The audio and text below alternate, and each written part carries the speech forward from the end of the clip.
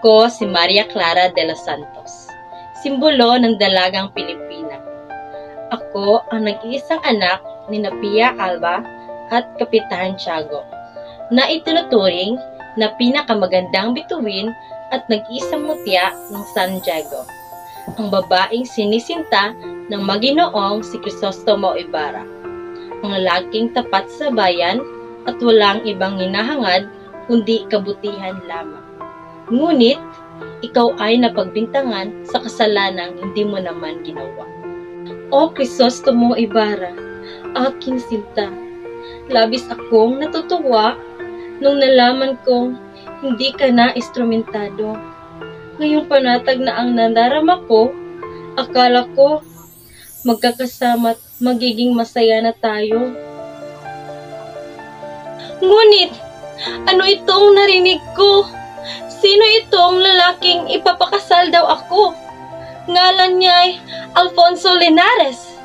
Isang lalaking tila hindi ko naman kilala. Hindi maaari.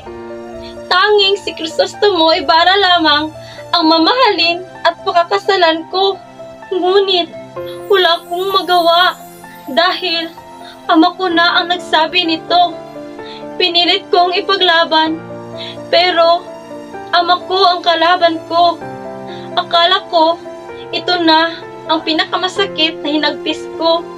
Ngunit, hindi pa pala. Ano itong nabalitaan ko? Patay?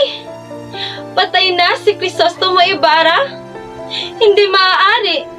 Sabihin ninyong nagsisinungaling lang kayo.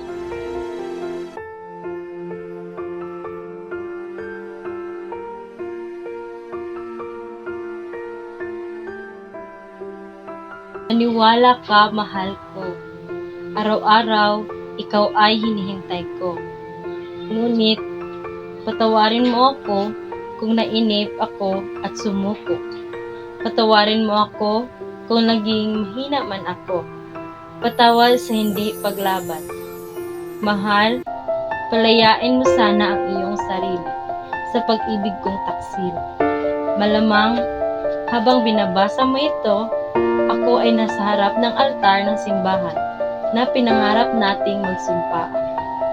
Patawarin mo ako, mahal, sapagkat ito na ang ating kapalaran. Tadhana na ang mga ayaw. Paalam, mahal ko, hanggang sa muli nating pagkikita.